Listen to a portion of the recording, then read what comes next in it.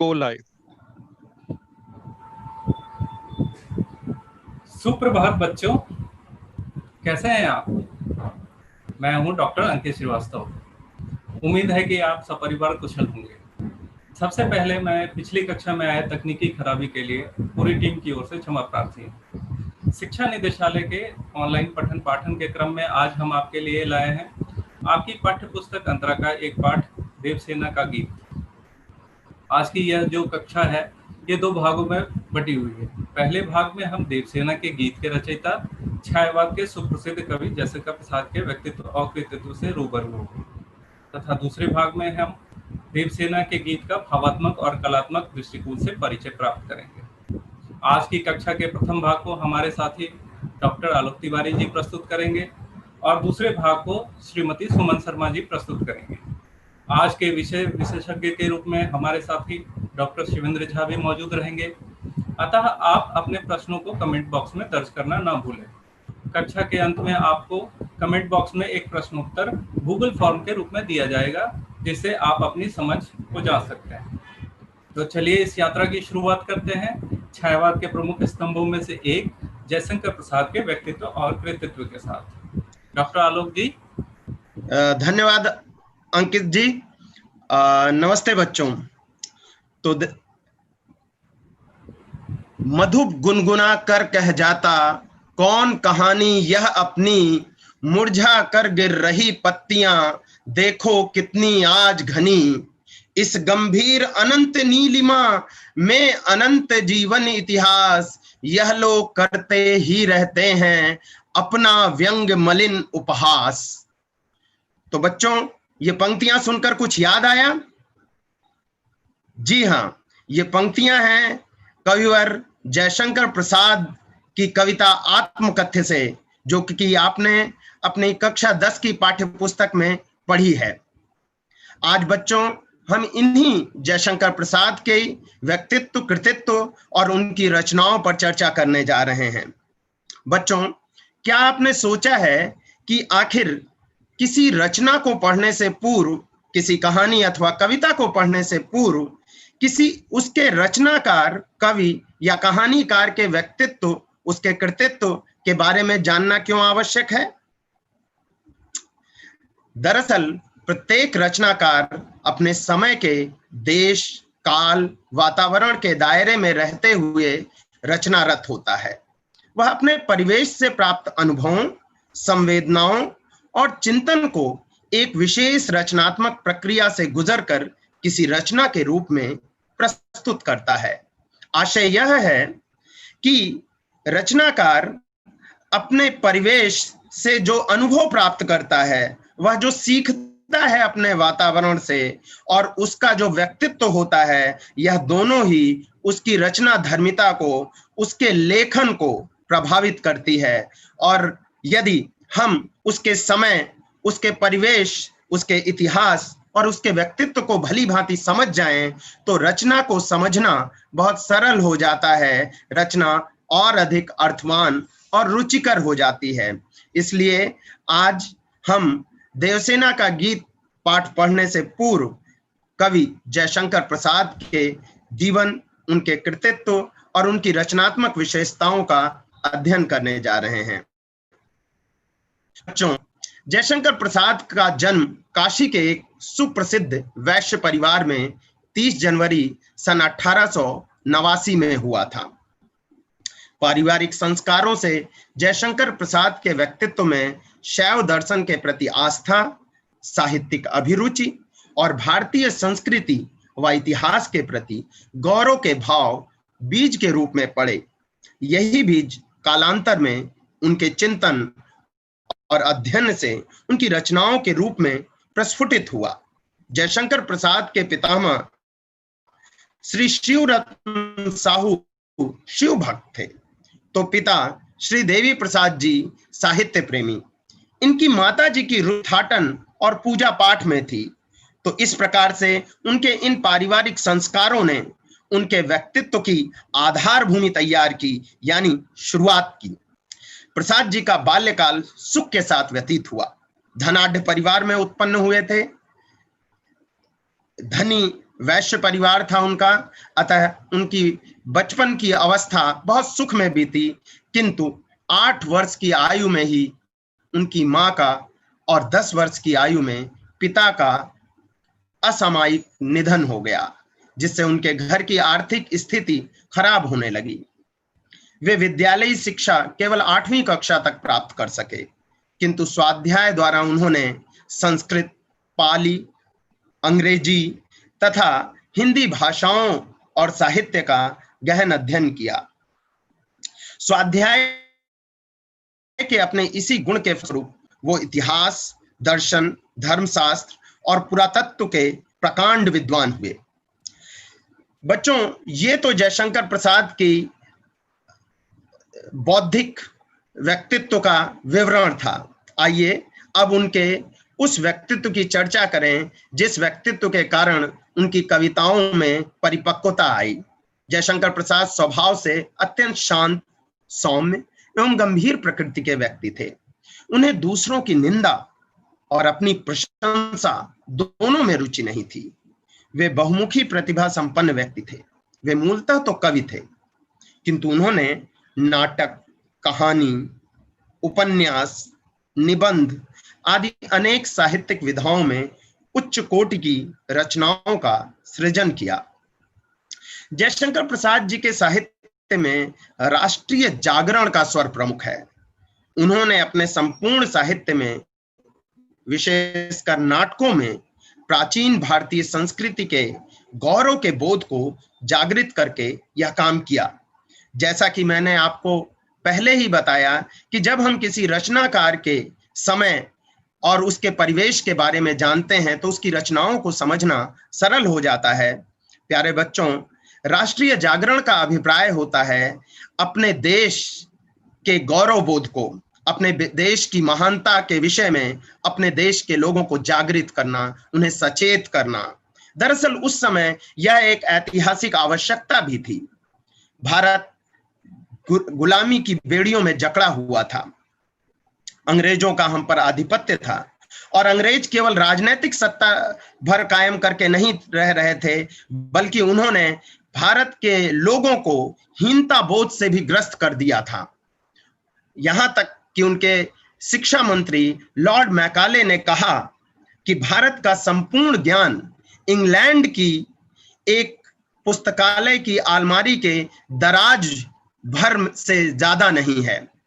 तो इस प्रकार से भारतीयों के ज्ञान, भारतीयों के साहित्य और भारतीयों की संस्कृति को हीनता से भरा जा रहा था, जिसके बरक्स भारत में नव जागरण की अलग जगी और जयशंकर प्रसाद और उनके सभी छायावादी कवि साथी भारतीय संस्कृति के गौरव के बोध को अपनी अपनी तरह से जागृत करने का प्रयास करने लगे, जिसका सुखद परिणाम भारत को उसकी स्वाधीनता आंदोलन में देखने को मिला। उनकी कविताओं, कहानियों में भारतीय संस्कृति और जीवन मूल्यों की झलक मिलती है। आइए अब हम बात कर लेते हैं जयशंकर प्रसाद की कुछ रचनाओं के विषय में। बच्चों, मूलतः जैसा मैंने आपको बताया, जयशंकर प्रसाद कवि थे। उनकी प्रमुख काव्य रचनाएं झरना, आंसू, लहर, कामायनी, कानन कुसुम और प्रेम पथिक है। एक संग्रह का और मैं जिक्र करना चाहूंगा, जिस संग्रह का नाम है चित्राधार। यह संग्रह भी जयशंकर प्रसाद की कविताओं का संकलन है और यह संग्रह इस दृष्टि से महत्वपूर्ण है क्योंकि यह हिंदी के एक संक्रमण काल को दिखाता है। जैसा कि बच्चों आप जानते हैं कि हिंदी कविता पहले छंदबद्ध लोक भाषाओं में लिखी जा रही थी। अवधी, ब्रज में हिंदी कविता की शुरुआत हुई थी, लेकिन जयशंकर प्रसाद के समय हिंदी कविता ब्रज के संस्कारों से अपने को मुक्त कर रही थी और यह मुक्ति न केवल शिल्प के स्तर पर थी बल्कि अपनी अंतर वस्तु के स्तर पर भी थी। जयशंकर प्रसाद का संग्रह चित्राधार में ब्रज भाषा और हिंदी खड़ी बोली भाषा दोनों तरह की कविताएं हमें मिलती हैं और हम साफ साफ ये आभास पाते हैं कि कैसे ब्रज भाषा के संस्कारों से मुक्त होकर, मध्यकालीन संस्कारों से मुक्त होकर आधुनिक हिंदी भाषा का और साहित्य का निर्माण हुआ। इनकी आंसू कविता बहुत महत्वपूर्ण है। वह इस दृष्टि से महत्वपूर्ण है क्योंकि आंसू कविता से ही ज्यादातर आलोचक छायावाद की शुरुआत मानते हैं। नाटकों की दृष्टि से हम देखें तो अजातशत्रु, स्कंदगुप्त, चंद्रगुप्त, राजश्री, ध्रुवस्वामिनी इत्यादि उनके प्रसिद्ध नाटक रहे हैं। उपन्यास उन्होंने 3 लिखे, जिसमें से तीसरा उपन्यास इरावती अपूर्ण रह गया। कंकाल, तितली उनके पूर्ण उपन्यास हैं और बहुत महत्वपूर्ण उपन्यास हैं। कहानी संग्रहों में प्रमुख हैं आंधी, इंद्रजाल, छाया, प्रतिध्वनि और आकाशदीप। निबंध संग्रह, काव्य और कला तथा अन्य निबंध। आइए अब इनकी रचनाओं पर एक विहंगम दृष्टि डालने के पश्चात हम इनकी कुछ रचनात्मक विशेषताओं के विषय में, यानी उनकी रचना प्रक्रिया के विषय में बात कर लेते हैं। आधुनिक हिंदी साहित्य के इतिहास में जयशंकर प्रसाद को छायावाद के युग प्रवर्तक लेखक के रूप में जाना जाता है। वे निराला, पंत, महादेवी के साथ छायावाद के प्रमुख स्तंभ के रूप में प्रतिष्ठित हुए हैं। यहां बच्चों हो सकता है आपको छायावाद शब्द समझने में थोड़ी परेशानी हो रही हो। छायावाद दरअसल हिंदी कविता का एक आंदोलन है जो 1919 से लेकर 1936 के बीच चला। इस आंदोलन की विशेषता यह है कि यह एक स्वच्छंदतावादी आंदोलन था। यह 1919 में भारत में घटने वाली राजनैतिक घटनाओं का पूंजीभूत साहित्यिक प्रकटन था। 1919 जैसा कि हम जानते हैं कि इतिहास में जलियांवाला बाग हत्याकांड, रोलट एक्ट के लिए जाना जाता है। हम जानते हैं कि इन बर्बर कानूनों के कारण भारतीय जनमानस में एक बेचैनी उत्पन्न हुई, जिसका परिणाम क्रांतिकारी आंदोलन के रूप में हुआ और दूसरी तरफ गांधी जी के सविनय अवज्ञा और असहयोग आंदोलन में भी इसकी झलक हमें देखने को मिली। तो यह राजनीतिक उथल पुथल कविताओं में छायावाद के रूप में प्रकट हुई और जिसको अपनी अपनी तरह से निराला, पंत, महादेवी और हमारे आज के कवि जयशंकर प्रसाद ने अपनी रचनाओं में प्रकट किया। उनकी काव्य भाषा में गहरी अनुभूति संपन्नता और रोमांचलता विद्यमान है। प्रसाद की कविता मनुष्य जात की भीतरी करुणा का आवेश है। अनुभूति संपन्नता का अर्थ होता है अनुभवों को भावना के स्तर पर महसूस करना और व्यक्त करना। रोमांचलता का अर्थ है रोमांस जमा मांसलता। रोमांस का अर्थ है स्वच्छंदता। स्वच्छंदता बच्चों स्वतंत्रता शब्द से थोड़ा अलग शब्द है। स्वतंत्रता का आशय है एक विशेष तंत्र में मुक्ति का एहसास, जबकि स्वच्छंदता का अर्थ है अपने ही छंद के अनुसार कार्य करना, यानी अपनी ही तरह से अपनी इच्छा के अनुसार अपनी मुक्ति का चयन करना। तो जयशंकर प्रसाद की कविताओं में हमें यह मिलता है। और मानसलता का अर्थ है मनुष्य का मानव का प्रेम। हम देखते हैं कि भक्ति काल में मनुष्य का ईश्वर से प्रेम दिखाया जाता है। मनुष्य ईश्वर के समक्ष आत्मनिवेदित होता दिखता है। लेकिन छायावाद की एक बड़ी विशेषता है कि इसमें मनुष्य से मनुष्य के प्रेम को महत्व दिया गया है। मनुष्य का शारीरिक प्रेम, मनुष्य का मानसिक प्रेम और मनुष्य का परस्पर एक दूसरे के साथ तादाद में छायावाद काल की विशेषता है। उन्होंने मनुष्य की भीतरी करुणा के आवेश को चित्रित किया है। आशय यह है कि उन्होंने मनुष्य के भीतर मौजूद उस भाव तत्व को ग्रहण किया है और प्रकट किया है जिस भाव तत्व की वजह से मनुष्य अपने आप को दूसरे मनुष्य से जोड़ता है। बच्चों, करुणा दुख का भाव नहीं है, करुणा दया का भाव भी नहीं है, बल्कि करुणा उस विशेष भाव को कहते हैं जो माध्यम बनता है एक मनुष्य के दूसरे मनुष्य से या चराचर मात्र के दुखों से जुड़ने का। आइए, ये तो जयशंकर प्रसाद की रचनाओं की अंतर्वस्तु या उसके भाव पक्ष की बात थी। आइए अब हम उनकी कविताओं के बिंबात्मक और शिल्प पक्ष की जरा बात कर लेते हैं। उनकी कविताओं में बिंबात्मकता प्राप्त होती है और गीति तत्व प्रसाद जी की कविता के प्रमुख गुण हैं। बिंबात्मकता से आशय, जैसा कि हम जानते हैं कि बिंब शब्द प्रतिबिंब से बना हुआ है। बिंब का अर्थ होता है परछाई। परछाई हम सभी जानते हैं कि वह वास्तविकता नहीं होती है, लेकिन परछाई का होना इस बात का सबूत है कि वास्तविक भी चीज है। कविता में बिंब दरअसल हमारी पांचों इंद्रियों के द्वारा ग्रहण किए गए चित्रों का प्रकटीकरण है। सुमन मैडम देवसेना के गीत पढ़ाते समय आपको इससे और भली भांति अवगत कराएंगी। गीति तत्व का आशय दरअसल कविताओं के गाए जाने के गुण से है। कविताएं हम जानते हैं छंदबद्ध भी होती हैं और छंदमुक्त भी। कविताओं में एक विशेष गुण तब उत्पन्न हो जाता है जब उन्हें गाए जाने योग्य प्रस्तुत किया जाता है। जयशंकर प्रसाद की भाषा में तत्सम शब्दों का प्रचुर प्रयोग मिलता है। यद्यपि उन्होंने तद्भव, देशज और अरबी फारसी शब्दों से भी परहेज नहीं है, किंतु उनकी कविता के विषय और भाव के अनुकूलता में तत्सम शब्दों का सौंदर्य निखर कर आया है। जैसा कि मैंने आपको बताया कि जयशंकर प्रसाद का उद्देश्य भारतीयों में गौरव का जागरण था, अतः उन्होंने भारतीय इतिहास के उन पक्षों को अपनी रचनाओं के लिए चुना। विशेष रूप से हम नाटकों में ये देखते हैं। चंद्रगुप्त, स्कंदगुप्त, ध्रुव स्वामिनी इत्यादि नाटकों में उन्होंने उन पात्रों को, उन नायकों को, उन नायिकाओं को चुना जिनके माध्यम से वह भारतीयों में गौरव का जागरण कर सकें।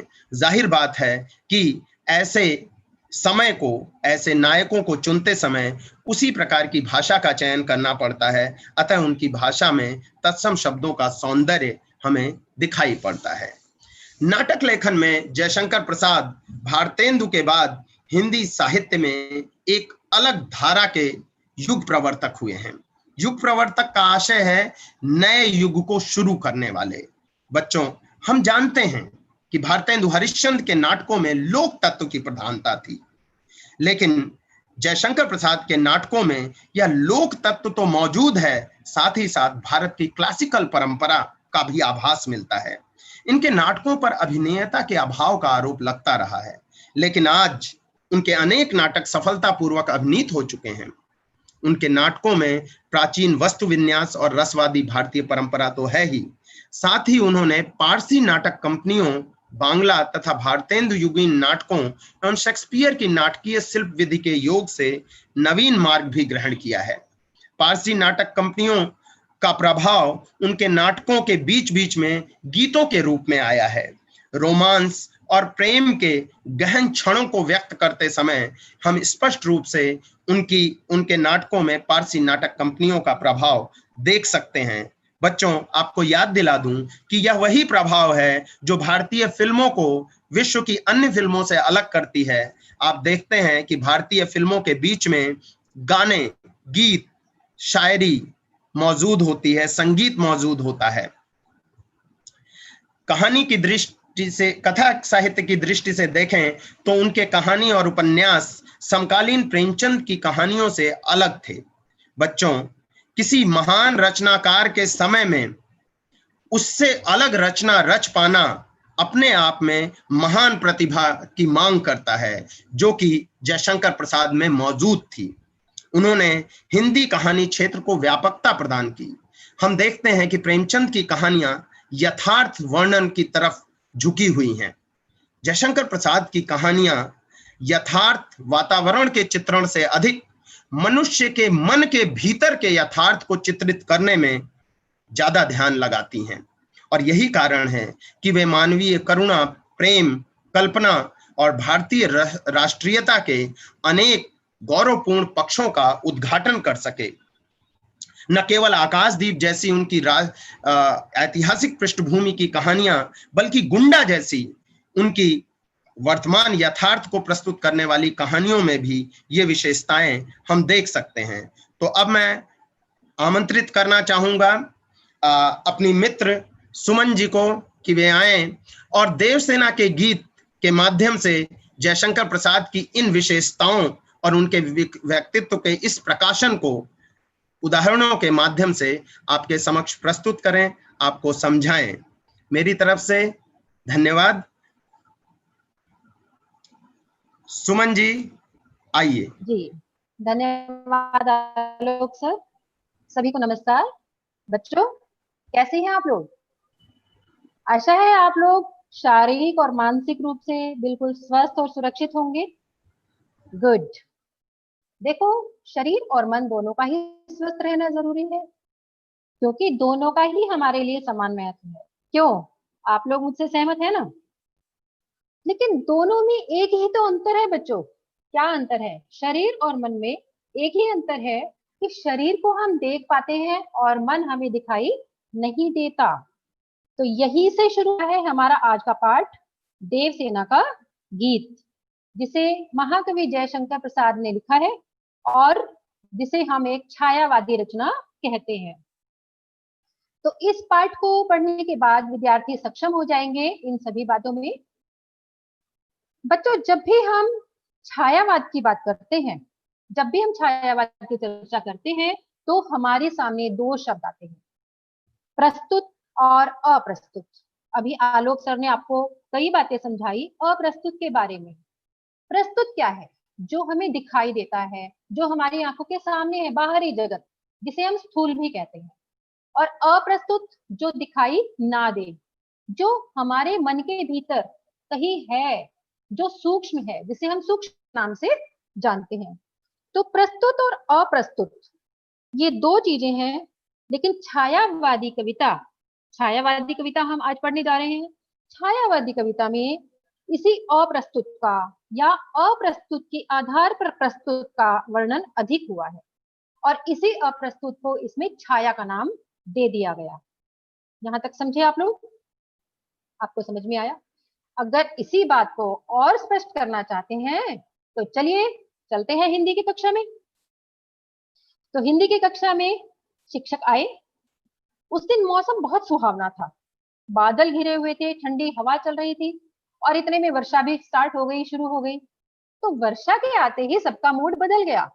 सबके मन में एक उमंग पैदा हो गई, उत्साह पैदा हो गया, एक खुशी खुशी की लहर दौड़ गई और सबने मिलकर एक निर्णय लिया कि आज हम किताब से कविता नहीं पढ़ेंगे, बल्कि हम तो कविता लिखेंगे। आज हम कविता बनाएंगे। और किस विषय पर? वर्षा पर। तो बच्चे भी कविता लिखने बैठ गए और शिक्षक भी कविता लिखने बैठ गए, मैम भी, सर भी कविता लिखने बैठ गए। बच्चों ने वर्षा पर जो कविता लिखी वो ये कविता थी। अंबर से बरसी हैं बूंदे, सूखी धरती हरियाई है, प्रतीक्षमान कृषकों की आंखें आज खुशी से भर आई हैं। तो ये बच्चों ने ये कविता लिखी और इसका अर्थ भी बच्चों ने स्पष्ट बता दिया कि आसमान से बरसने वाली बारिश बूंदों से सूखी हुई धरती को पानी मिल गया।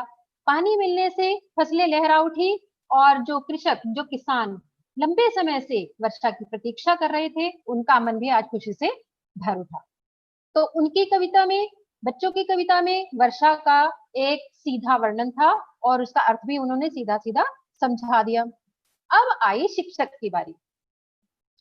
तो जो अध्यापक ने कविता लिखी थी वो आपके सामने है। रिमझिम झंकृत सा स्वर अंबर के होठों में बजता, धरती के रोमों में सजता, हरियाली की झिलमिल बनकर। अब ये कविता सर ने लिखी, मैम ने लिखी थी। बच्चों को इसका अर्थ समझने में थोड़ी सी कठिनाई थी, उलझन हो रही थी कि अंबर के होठों, धरती के रोमों, हरियाली की झिलमिल, ये इसका अर्थ कुछ स्पष्ट नहीं हो रहा है। उन्होंने अपने शिक्षक से पूछा कि सर थोड़ा सा अस्पष्ट है हमारे लिए इसको समझना, वर्षा ऋतु वर्णन हम कर रहे हैं। तो शिक्षक ने उन्हें कहा कि बच्चों, यहाँ वर्षा का वर्णन सीधा सीधा नहीं किया गया है, यहाँ पर वर्षा का वर्णन करने के लिए कल्पना का प्रयोग किया गया है। कल्पना के माध्यम से हमने अप्रत्यक्ष रूप से यानी अप्रस्तुत के रूप में हमने प्रस्तुत का वर्णन किया है, वर्षा का वर्णन। तो बच्चों इसी को अप्रस्तुत का प्रयोग करना कहते हैं। तो बच्चों की उलझन को देखकर अभी कुछ बच्चे सोच रहे थे, उलझन में थे, थोड़ा सा याद करने की कोशिश कर रहे थे। तो शिक्षक ने उन्हें कहा कि अच्छा, आपने कक्षा 11वीं में कुछ छायावादी कविताएं पढ़ी थी, याद है ना आपको? अब जरा उन कविताओं की कुछ काव्यगत विशेषताओं को याद करो। जरा दोहराओ अपने मन में, आपको समझ में आ जाएगा कि छायावादी कविता के लिखने का, लेखन का क्या तरीका होता है। तो अब बच्चों ने जब कोशिश की तो शिक्षक ने उनकी उलझन देखी और कि चलो बच्चों ऐसा करते हैं, हम आज की कविता पढ़ने से पहले थोड़ा सा दोहरा लेते हैं कि छायावादी कविता की काव्यगत विशेषताएं क्या थी। तो सभी बच्चे तैयार हो गए। तो बच्चों कई बार हम कविता का अर्थ केवल उसके शब्दार्थ या शब्दों के सीधे अर्थ से नहीं समझ पाते हैं, क्लियर, बल्कि हमें शब्दों के पीछे छिपा हुआ एक दूसरा अर्थ समझना पड़ता है और उसके आधार पर हमें कविता को समझना पड़ता है, तभी हम उस कविता के अर्थ की गहराई तक पहुंच पाते हैं। तो उस शब्दों के पीछे, शब्दों के कई प्रकार के अर्थों को समझने के लिए हमें सबसे पहले आना पड़ेगा शब्द शक्ति पर। शब्दों की जो शक्ति उनके अर्थों को अभिव्यक्त करती है उसे शब्द शक्ति कहते हैं, और ये 3 प्रकार की होती है। आप जानते हैं, आपने पढ़ा भी होगा, अभिधा, लक्षणा और व्यंजना। अभिधा जिसके द्वारा हम शब्द के मुख्य अर्थ को पहचान पाते हैं, शब्द का जो प्रचलित या कोशगत अर्थ होता है उसे हम अभिधा शब्द शक्ति के द्वारा पहचान पाते हैं, यानी शब्द को हम जैसा बोलते हैं वैसा ही समझते हैं, उसमें कोई बाधा नहीं आती। लक्षणा, जिस शब्द शक्ति से जब हम किसी वाक्य को, जब हम शब्द के मुख्य अर्थ में कोई बाधा आती है, यानी शब्द के मुख्य अर्थ के माध्यम से हम किसी वाक्य या किसी कविता को नहीं समझ पा रहे हैं, मुख्य अर्थ में बाधा आ रही है, तो उस अर्थ के अपेक्षा उसके लक्षण या प्रयोजन के आधार पर उससे संबंध रखने वाला कोई अन्य अर्थ हमें उस वाक्य को समझाता है, तो इसी को हम कहते हैं लक्षणा शब्द शक्ति। और तीसरी है व्यंजना, जब अभिधा और लक्षणा दोनों के माध्यम से अर्थ न स्पष्ट हो रहा हो बल्कि कोई तीसरा ही अर्थ संकेतित हो रहा हो जिसे हमें कल्पना या अनुमान के आधार पर समझना हो, तो वहां पर होती है बच्चों व्यंजना शब्द शक्ति। तो ये 3 प्रकार की शक्ति आपने समझी। अब आपको मैं ये कर देना चाहती हूँ कि जब मन की गहन अनुभूतियों या कल्पनाओं का वर्णन करना होता है, जैसे कि छायावादी कवियों ने अपनी कविताओं में किया, अभी आपको आलोक सर ने भी बताया था कि छायावाद में मन की गहन अनुभूतियों का, मन के भीतरी संसार का, भीतरी जगत का वर्णन किया गया है, तो कल्पना का वर्णन किया गया है। जब मन की गहन अनुभूतियों या कल्पनाओं का वर्णन कविता में होता है बच्चों, तो उसे सीधी सीधी भाषा में या अभिधायुक्त भाषा में हम वर्णन नहीं कर सकते, बल्कि उसके लिए भाषा के एक विशेष रूप का सहारा लेना पड़ता है।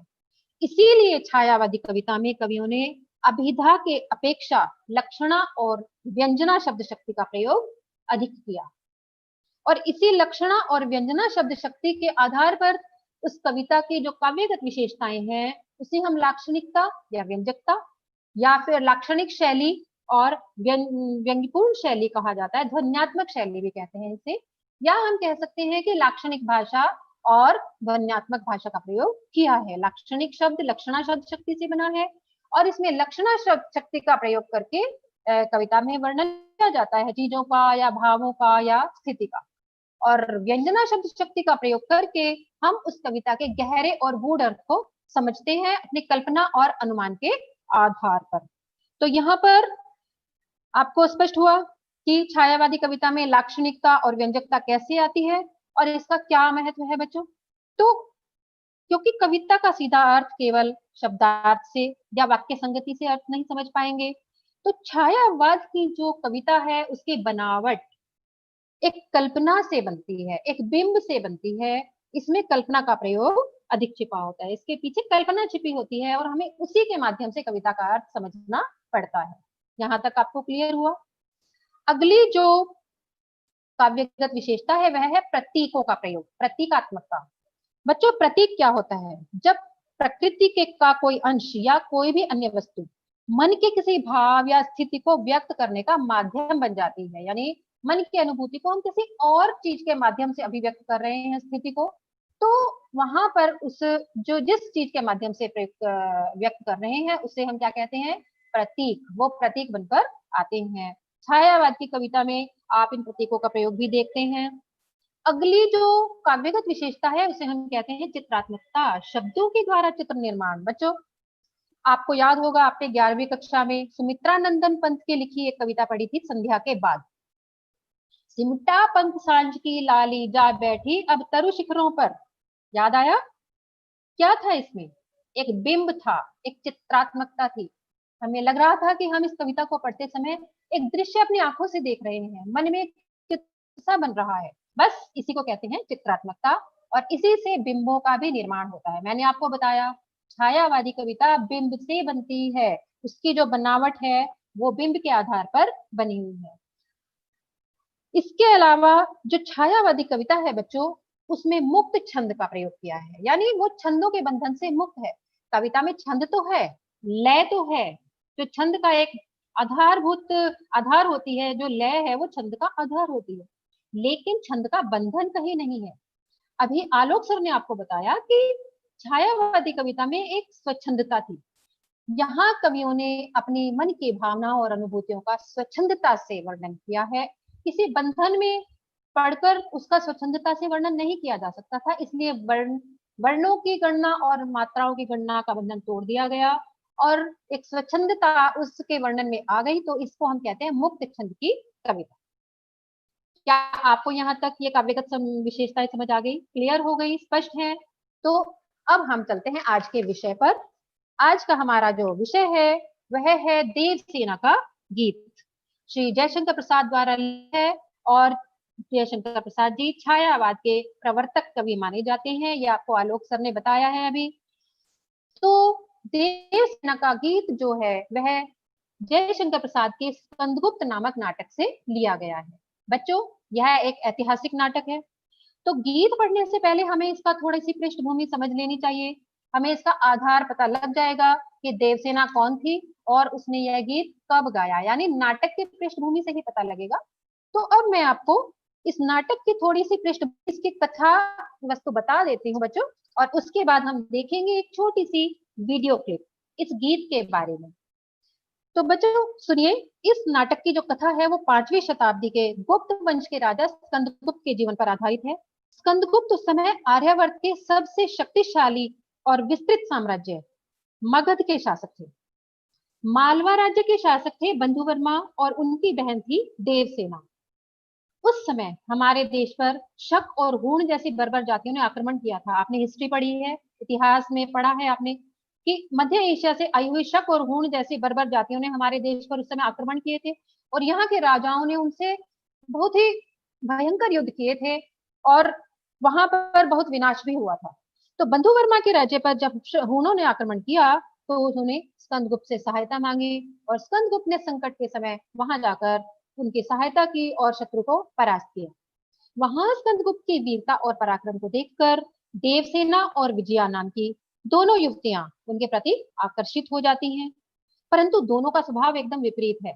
जहां देवसेना भोली, ईमानदार और स्वाभिमानी युवती है, वहीं जो विजया है वो जो वहां के धन कुबेर की पुत्री है, वह स्वार्थी, कुटिल और लालची है। लेकिन स्कंदगुप्त देवसेना के मन के पवित्र प्रेम और गुणों को नहीं पहचान पाते और वे विजया के प्रपंचपूर्ण प्रेम के प्रति आकर्षित हो जाते हैं। यह देखकर देवसेना का मन आहत होता है। उसका जो प्रेम है उसके मन में, फिर भी वह उसे अपने मन में ही पालती रहती है और स्कंद के प्रति एक तरह से वो समर्पित हो जाती है। समर्पित प्रेम उसके मन में पलने लगता है। दूसरी ओर विजया षड्यंत्रकारियों के साथ मिलकर स्कंद को धोखा देती है और पुनः हूणों का आक्रमण मालवा पर होता है, और इस युद्ध में देवसेना का पूरा परिवार मारा जाता है, वीर गति को प्राप्त होता है। यहाँ पर देवसेना के जीवन का विनाश और उसका संघर्ष प्रारंभ होता है बच्चों। वह बिल्कुल अकेली हो जाती है, उसका जीवन दुखों से घिर जाता है। एक और वह अपने प्रेमी द्वारा उपेक्षित है, वो उसके जीवन, दूसरी ओर उसका परिवार का बिछोह उसे सहन करना पड़ता है। यहाँ उसके राज्य में एक बहुत ही संकटपूर्ण स्थिति है, और इन सब चीजों से, दुखों से संघर्ष करती हुई देवसेना अपने जीवन में आगे बढ़ती है, लेकिन बिल्कुल एकाकी है, अकेली है। अकेलापन उसके जीवन को घेर लेता है और अंत में वह वृद्ध सेनापति पर्णदत्त के साथ मिलकर युद्ध के सैकड़ों अनाथ और भूखे बच्चों की सेवा का व्रत ले लेती है। देश सेवा का व्रत लेने के बाद वह जंगल में, वन में रहने लगती है।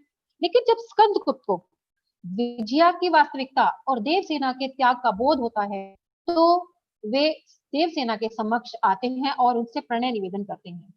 लेकिन देवसेना यह कहते हुए उनके प्रेम को अस्वीकार कर देती है कि वह अपने परिवार के बलिदान के बदले में कोई भी प्रतिदान नहीं चाहती, और वह यह भी नहीं चाहती कि उसका प्रेम स्कंद के रास्ते का बंधन बने।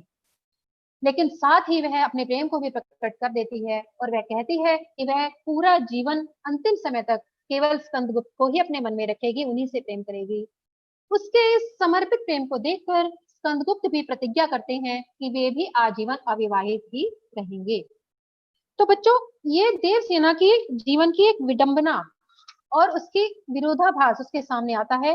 देवसेना प्रेम भी पालती है अपने मन में और साथ ही स्कंद की इस प्रतिज्ञा के कारण विचलित भी होती है।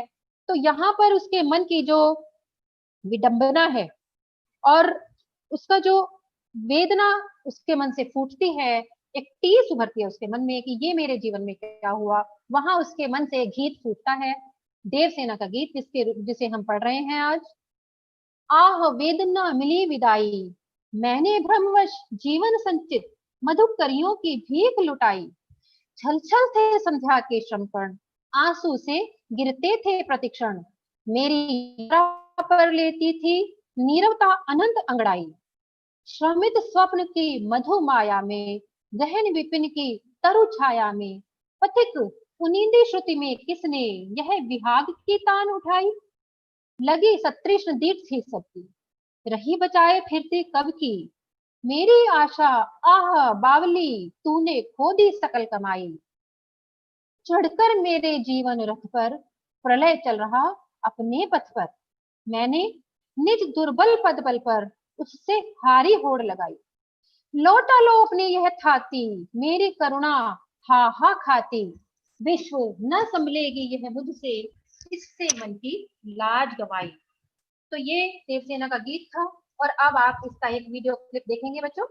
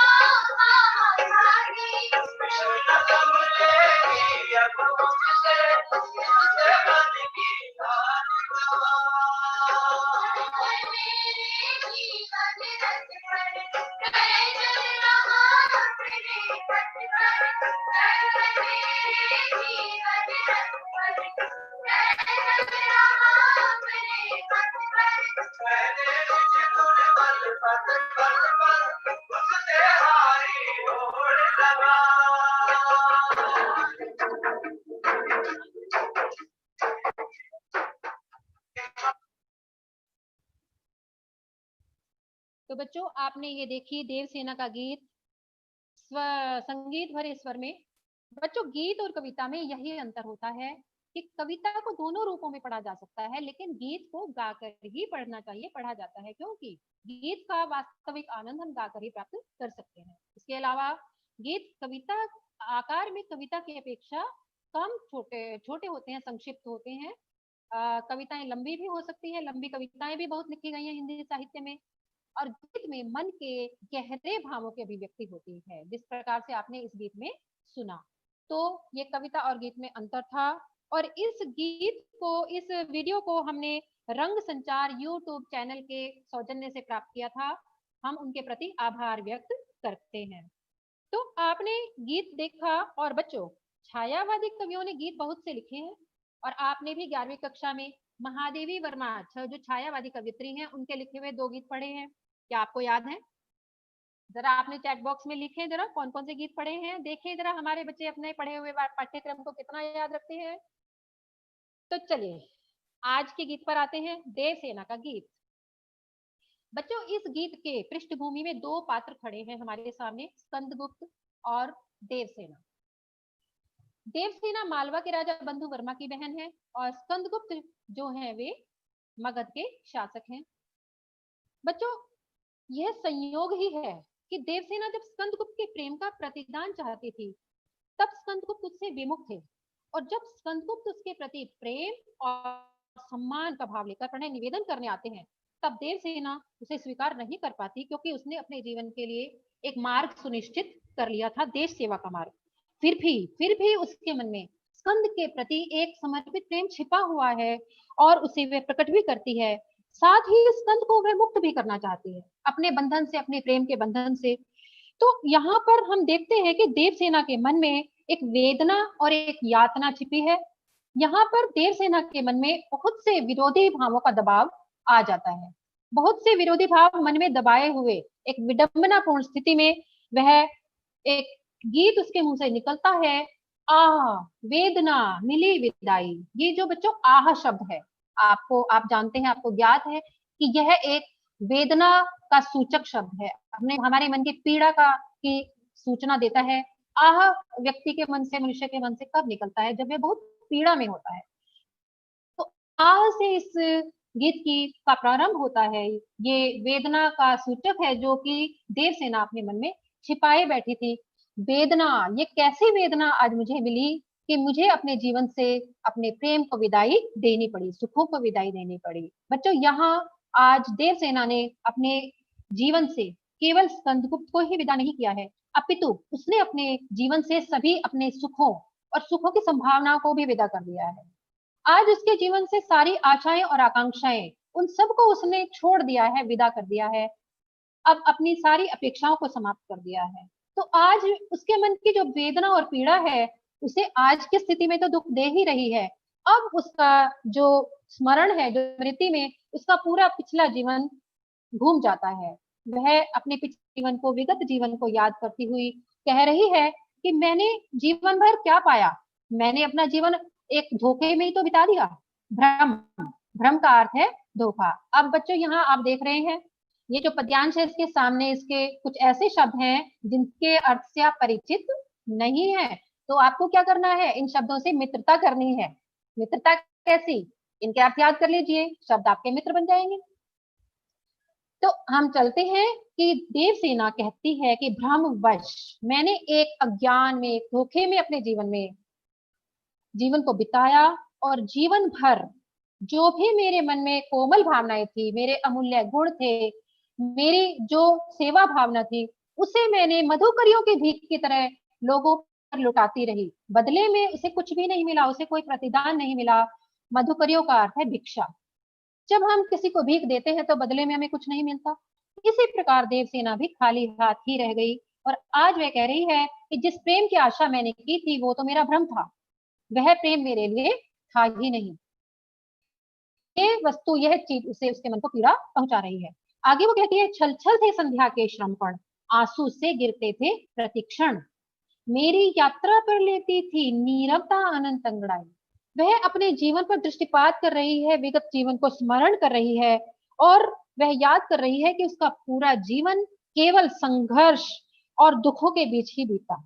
अब जीवन की संध्या में वह अपने विगत जीवन को याद करती है और देखती है कि उसके जीवन का प्रत्येक दिवस या तो श्रमकणों, एक और श्रमकणों और दूसरी ओर आंसुओं से भरा था। श्रमकण जो कि परिश्रम के कारण उसके शरीर पर पैदा होते थे, और आंसू जो उसकी आंखों में प्रतिक्षण गिरते थे, क्योंकि उसके जीवन में दुख और कष्ट और पीड़ाएं बहुत सारी थी। तो यहाँ पर बच्चों देखिए, संध्या के श्रमकण कहा है कवि ने। संध्या के श्रमकण नहीं है यहाँ पर देवसेना। संध्या तो कोई मनुष्य नहीं होता ना।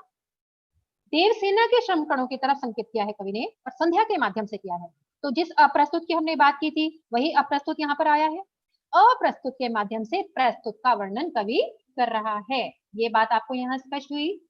और आगे देवसेना कहती है, मेरी यात्रा पर लेती थी। मेरी यात्रा मतलब उसके जीवन रूपी यात्रा, उसके पूरे जीवन पर नीरवता अनंत अंगड़ाई ले रही है। नीरवता अंगड़ाई ले रही है। नीरवता का अर्थ है खामोशी या अकेलापन। अब वो तो कोई मनुष्य नहीं है जो अंगड़ाई लेता है। अंगड़ाई लेना तो मनुष्य का स्वभाव है। यहाँ पर फिर से एक काव्यगत लक्षण आपको दिखाई दे रहा है नीरवता का मानवीकरण किया है। नीरवता के माध्यम से देवसेना के जीवन की ओर संकेत है कि देवसेना का जीवन अकेलेपन, एकाकीपन में बीतता है। उसका कोई साथी नहीं था जो उसके मन की पीड़ा को बांटता, उसके दुख और संताप को सुनता। यहाँ तक कि उसका परिवार भी पूरा युद्ध में नष्ट हो गया, वीर गति को प्राप्त हुआ।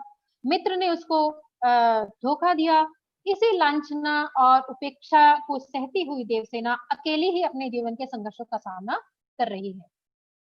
तो इस पद्यांश में आपने देखा कि अपने विगत जीवन को याद करती हुई देवसेना अपने अकेलेपन से और अपने जीवन के सभी संघर्षों को याद कर रही है और उसका मन पीड़ा से भरपूर है।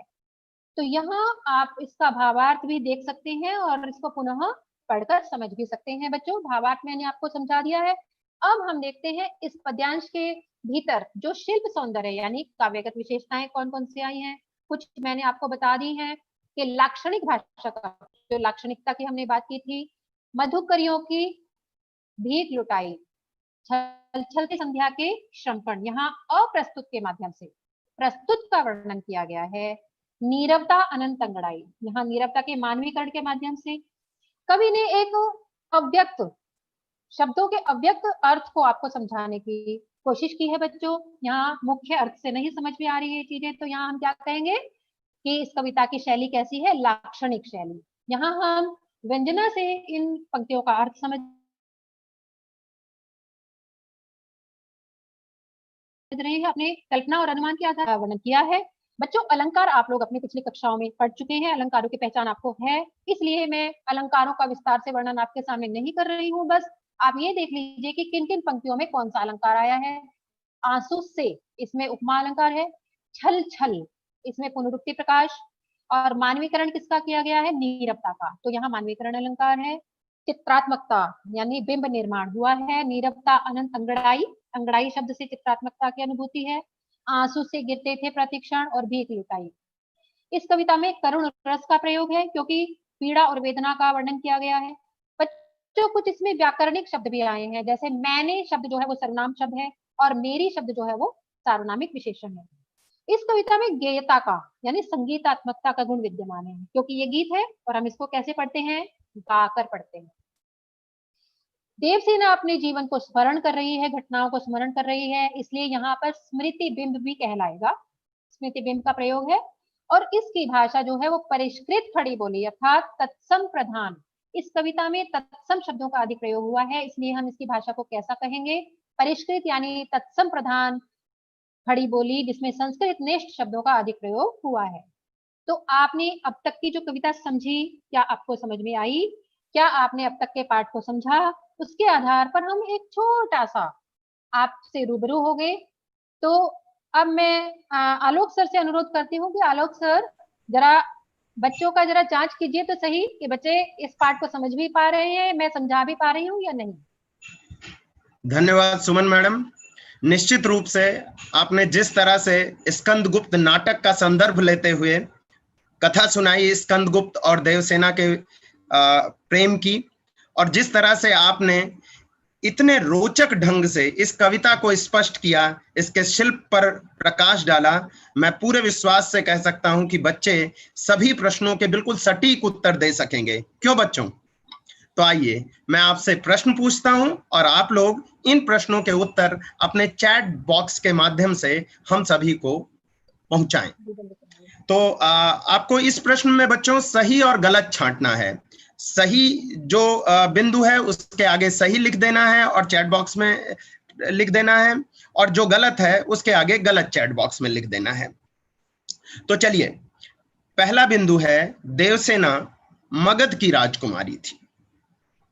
दूसरा, लाक्षणिकता शब्द लक्षणा से बना है जो एक शब्द शक्ति है। तीसरा, इस कविता का मूल भाव देवसेना के मन की वेदना है। और चौथा, देवसेना स्कंदगुप्त के प्रणय निवेदन को स्वीकार कर लेती है। तो फटाफट चैट बॉक्स में इसके उत्तर लिख दीजिए और मैं जानता हूं कि आप भली भांति बिल्कुल सटीक उत्तर देंगे। सुमन मैडम, अब आप आगे कविता को समझाइए। तो बच्चों आगे चलिए, अगले पद्यांश पर चलते हैं। शमित स्वप्न की मधुमाया में, गहन विपिन की तरु छाया में, पथिक उनिंदी श्रुति में किसने यह विहाग की तान उठाई। यहाँ पर जो देवसेना है वो प्रणय निवेदन करने के बाद, स्कंदगुप्त द्वारा प्रणय निवेदन के बाद देवसेना का मन थोड़ा सा विचलित हो गया है और उसके मन को एक कष्ट, एक पीड़ा की अनुभूति हो रही है। जिस प्रकार कोई थका हुआ पथिक यात्री अपनी थकान उतारने के लिए किसी घने जंगल की तरु की छाया में, वृक्ष की छाया में गहरी नींद में डूबा हो और उसके स्वप्नों की मधुमाया को, उसके स्वप्नों की दुनिया में कोई गीत की तान उठाकर उसको भंग कर दे, इसी प्रकार की अनुभूति देवसेना के मन में भी आज हुई है। जब वह अपने जीवन के संघर्षों और अपने दुखों से आहत मन को, पीड़ित मन को थोड़ा सा विश्राम देना चाहते थे, उन पुरानी बातों को भूलकर, तब स्कंदगुप्त उसके जीवन में दोबारा आते हैं, उन्हें उससे प्रणय निवेदन कर रहे हैं। तो यहाँ पर देवसेना के मन की जो सोई हुई आशाएं हैं वे किंचित जागृत होने का प्रयास कर रही हैं और देवसेना का मन इस बात से पीड़ित हो जाता है। यहाँ पर श्रमित स्वप्न के माध्यम से देवसेना के मन की ओर संकेत किया गया है। बच्चों, स्वप्न तो श्रमित नहीं होता। श्रमित का अर्थ क्या है? थका हुआ। क्या स्वप्न थक जाता है? नहीं। कौन थका हुआ है? देवसेना का मन, जिसमें कि वो सारा जीवन अपनी आशाओं और आकांक्षाओं को पालती रही। इसी प्रकार से गहन विपिन शब्द जो है वो यहाँ देवसेना के संघर्षपूर्ण जीवन का पर्याय यानी प्रतीक बनकर आया है। तो यहाँ पर पथिक किसके तरफ संकेत कर रहा है? देवसेना की ओर। विहाग शब्द जो है बच्चों एक राग होता है जो मध्य रात्रि में गाया जाता है। तो यहाँ पर देवसेना का मन जो है वो एक तरह से अपने स्कंद के प्रेम प्रस्ताव से प्रसन्न नहीं हुआ, अपितु उसे पीड़ा ही पहुंची है। आगे वो क्या कहती है? लगी सतृष्ण तीर्थी सबकी, रही बचाए फिरती कब की, मेरी आशा आह बावली तूने खो दी सकल कमाई। अब वह सोच रही है कि जीवन में मुझे मिला ही क्या। जब मैं यौवन में अपने प्रेम की प्रतीक्षा कर रही थी उस समय मुझे अपने प्रेम की प्राप्ति नहीं हुई, अपितु मेरे सौंदर्य पर, मेरे यौवन पर, मेरी सुंदरता पर कितने ही लोगों की तृष्णापूर्ण और लोलुप निगाहें लगी हुई थी, परंतु मैंने अपने सौंदर्य को सबसे बचाए रखा, किसी का प्रेम स्वीकार नहीं किया। एक ही प्रेम था केवल मन में स्कंद के प्रति और वह आशा भी मेरी पूर्ण नहीं हुई। जो रही सही आशा थी उसे मैंने आज अपने जीवन से विदा कर दिया है, आज उसकी भी संभावना समाप्त हो गई है। तो वो कह रही है कि मेरी बावली आशा, अब तो मन में सिर मत उठा, दोबारा से जागृत मत हो, क्योंकि आज जीवन से सुख की सारी संभावनाएं समाप्त हो गई हैं। तूने खो दी सकल कमाई, सारी कमाई अर्थात सारी संभावनाएं समाप्त हैं। आज देवसेना के मन में सुख की कोई ना आकांक्षा है, ना अपेक्षा है और ना ही संभावना है। तो इसका भावार्थ आप पुनः पढ़ सकते हैं बच्चों बाद में। अब शिल्प सौंदर्य देखिए, वही सारे बिंदु हैं जो हमने पिछले पद्यांश में देखे थे बच्चों। भाषा में संस्कृत निष्ठ खड़ी बोली का प्रयोग किया है, जिसमें कि संस्कृत निष्ठ शब्द आए हैं, तत्सम शब्द बहुत सारे आए हैं, सामने आपके लिखे हैं। इसके अलावा लाक्षणिक और व्यंजनापूर्ण शैली का प्रयोग किया है कवि ने। शमित स्वप्न में, मधुमाया में, गहन विपिन, पथिक उनिंदी श्रुति में। अलंकार कौन कौन से आए हैं? मानवीकरण और अनुप्रास। इसके अलावा करुण और वियोग श्रृंगार रस का वर्णन है। सामासिक शब्द भी आया है इसमें, तरु छाया, तरु की छाया यानी कि तत्पुरुष समास। विशेषण शब्द आए हैं श्रमित और गहन। श्रमित जो है वो स्वप्न की विशेषता बता रहा है और गहन शब्द विपिन की विशेषता बता रहा है। चित्रात्मकता यानी कि बिंब निर्माण भी हुआ है। तरु छाया, गहन विपिन की तरु छाया के माध्यम से एक बिंब उभरता है कविता में। और पथिक और स्वप्न ये दो प्रतीक शब्द हैं। पथिक शब्द जो है वो देवसेना का प्रतीक है और स्वप्न उसके मन की आशाओं का प्रतीक है। तो अब आपकी बारी। आलोक सर, जरा बच्चों से 2-3 प्रश्न पूछ लीजिए। हमारे बच्चे तो पहले से ही तैयार हैं आपके प्रश्नों के लिए। आपने इतना रोचक ढंग से समझाया है कि फटाफट ये सभी प्रश्नों का सही जवाब दे देंगे। तो बच्चों, पूछूं आपसे सवाल? चलिए, पहला सवाल है, तरु छाया में कौन सा समास है? इसके विकल्प हैं क दिगु, ख बहुव्रीहि और ग तत्पुरुष। दूसरा प्रश्न है, सतृष्ण शब्द किस प्रकार का शब्द है? क तद्भव, ख देशज और ग तत्सम या संस्कृत निष्ठ। तीसरा प्रश्न, श्रमित स्वप्न में कौन सा अलंकार है? क उपमा, ख रूपक और ग मानवीकरण। तो बच्चों फटाफट ये जो शिल्प सौंदर्य के प्रश्न हैं इनके भी सही उत्तर आप अपने चैट बॉक्स में अंकित कर हमें बताएं। सुमन मैडम, अब आप कृपया आगे बढ़ाएं। धन्यवाद आलोक सर।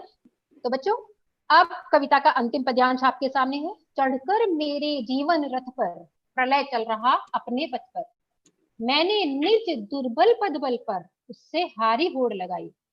अब देवसेना जीवन के संघर्ष को याद करती हुई कह रही है कि मेरे जीवन में विपत्तियों के सिवा कुछ भी नहीं आया।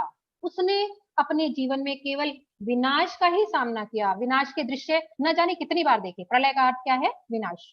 उसके जीवन रूपी रथ पर चढ़कर उसके साथ कौन चल रहा है? विनाश, यानी प्रलय। यहाँ वह कह रही है कि जीवन भर उसने बहुत से विनाश के दृश्य देखे। उसका पूरा परिवार नष्ट हुआ युद्ध में। उसके मन के मनोभावनाएं या कोमल भावनाएं प्रेम की एक प्रतीक्षा में नष्ट होती चली गई। उसका यौवन नष्ट हुआ, यहाँ तक कि उसने मित्रता और संबंधों को भी खो दिया। तो यही विनाश उसके जीवन में निरंतर उसके साथ चलता रहा है, जिसका सामना वह करती रही। परंतु यहाँ देवसेना कह रही है कि मैंने फिर भी अपने जीवन की समस्याओं, अपनी कठिनाइयों, अपने संघर्षों, दुखों से संघर्ष किया। मैं हार नहीं मानी, मैंने उससे होड़ लगाई। मुझे पता था कि मेरे पद जो है वो दुर्बल हैं। अपनी दुर्बलता का एहसास था, अपनी समान दुर्बलताओं और अपनी हार की निश्चितता को जानते हुए भी देवसेना ने हार नहीं मानी। बच्चों, यहाँ देवसेना एक ऐसा स्त्री पात्र है हमारे सामने जो बहुत सशक्त और बहुत साहसी है।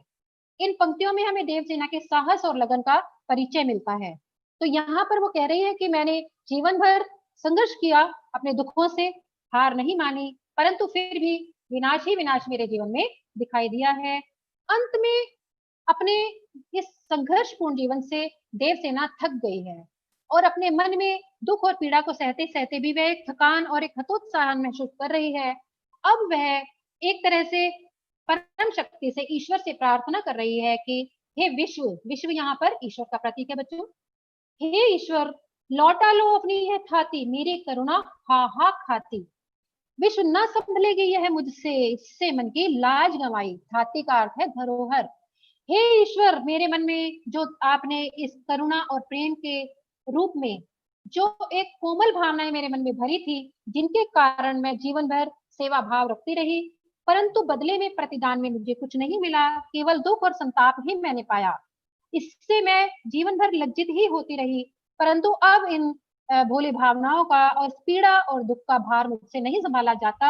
अब ये भावनाएं मुझसे नहीं संभलती, तो अब मुझे इनसे मुक्त करो और मुझे इस पीड़ा और दुख से भी मुक्त करो। यहाँ आकर वह अपने मन से अपने जीवन की इस पीड़ा और संघर्ष से मुक्ति चाहती है और जीवन में एक नए मार्ग की ओर आगे बढ़ना चाहती है। तो बच्चों, यहाँ देवसेना के मन की जो यातना है, जो वेदना है, जो पीड़ा है, दुख है, वो सब उसने अपना अभिव्यक्त किया है। और इसका भावार्थ तीसरे पद्यांश का भी आपके सामने है। आप देख लीजिए इसके काव्यगत लक्षण, वही सारे बिंदु हैं जो पिछले पद्यांश में आपको मिले थे। भाषा संस्कृत निष्ठ खड़ी बोली है, गंभीर और प्रवाहमय भाषा है। अलंकार, रूपक अलंकार भी आया है यहाँ पर। जीवन रूपी रथ, पुनरुक्ति प्रकाश, अनुप्रास और मानवीकरण है। प्रलय का मानवीकरण किया गया है क्योंकि प्रलय चल रहा अपने पथ पर। प्रलय कोई मनुष्य नहीं है जो पथ पर चलेगा, यहाँ पर उसका मानवीकरण किया गया है। तरुण रस का प्रयोग है। एक बिंब भर रहा है हमारी आंखों के सामने, चित्रात्मक भाषा का प्रयोग किया है। चढ़कर मेरे जीवन रथ पर, प्रलय चल रहा अपने पथ पर। इसके अलावा लाक्षणिक और शैली का प्रयोग किया है और संगीतात्मक का तो है ही, क्योंकि यह गीत है जिसे हम गाकर पढ़ते हैं। तो बच्चों, क्या कविता आपको समझ आई? मैं आपको कविता का भाव, सौंदर्य, शिल्प सौंदर्य, उसकी अनुभूति पक्ष समझा पाई हूँ। मुझे आशा है कि मैं समझा पाई होंगी और आपको स्पष्ट हो गई होगी। बस एक बात मैं आपसे कहना चाहती हूँ बच्चों, इस कविता में प्रेम का एक ऐसा आदर्श रूप हमें दिखाई देता है जो मनुष्य को हर तरह के पतन से मुक्त करता है, उसे महानता की ओर लेकर जाता है। स्कंदगुप्त और देवसेना के प्रेम ने उन्हें बांधा नहीं, उन्हें स्वार्थ की ओर नहीं प्रेरित किया, वरन वे अपने त्याग के माध्यम से, अपने प्रेम को त्याग के माध्यम से देश सेवा के पथ की ओर प्रेरित हुए हैं, अग्रसर हुए हैं। और प्रेम का यही एक आदर्श रूप यहाँ पर इस कविता में हमें दिखाई देता है। तो बच्चों, साहित्य जो है ना, वो हमें महान उद्देश्यों की प्रेरणा देता है, हमारे दृष्टिकोण को व्यापक बनाता है और हमें अपनी व्यक्तिगत सीमाओं से भी मुक्त करता है। अगर आपको ये पूरी कहानी जाननी है तो आपको स्कंदगुप्त नाटक पढ़ना पड़ेगा। आप इंटरनेट से भी पढ़ सकते हैं या अपनी अध्यापिकाओं से भी सहायता ले सकते हैं। और अब हम ये सभी देव सेना गीत की विशेषताएं आपके पास संक्षेप में सामने हैं, इन्हें आप पुनः पुनरावृत्ति कर सकते हैं। और अब ये कुछ अभ्यास कार्य हम आपको दे रहे हैं बच्चों, इसे आपको अपने रजिस्टर में करके अपनी विषय अध्यापिकाओं से चेक करवाना होगा। और अब मैं झा सर से और अंकित सर से अनुरोध करूंगी कि वे आज बच्चों के यदि चैट बॉक्स में कुछ प्रश्न हैं तो उन्हें सामने रखें प्लीज। झा सर और अंकित सर। धन्यवाद मैडम, बहुत अच्छी प्रस्तुति रही है। तो एक डॉक्टर सुधा जी ने एक प्रश्न पूछा है कि अब चूंकि व्याख्यात्मक प्रश्न नहीं आएंगे तो क्या हम बहुविकल्पी की तैयारी करें?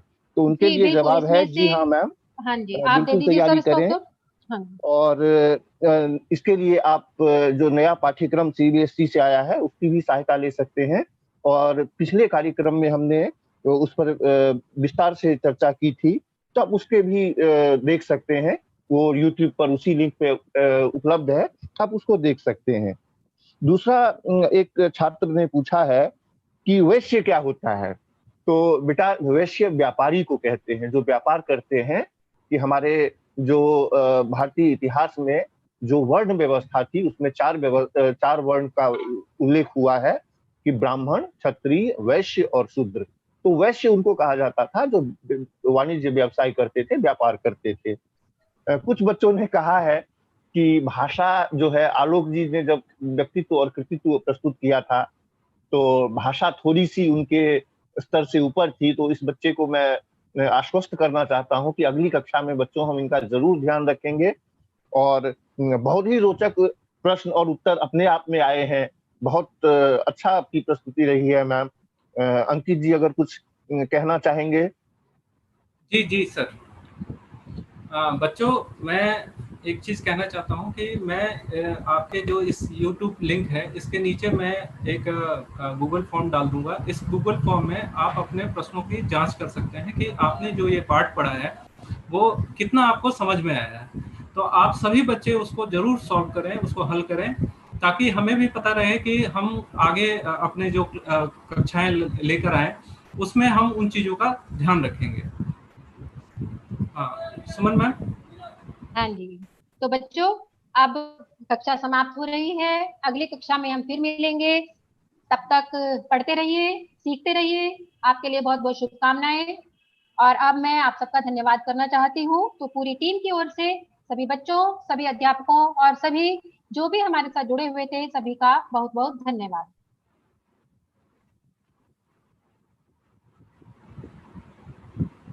सबका धन्यवाद, बहुत बहुत धन्यवाद। बहुत बढ़िया टीम।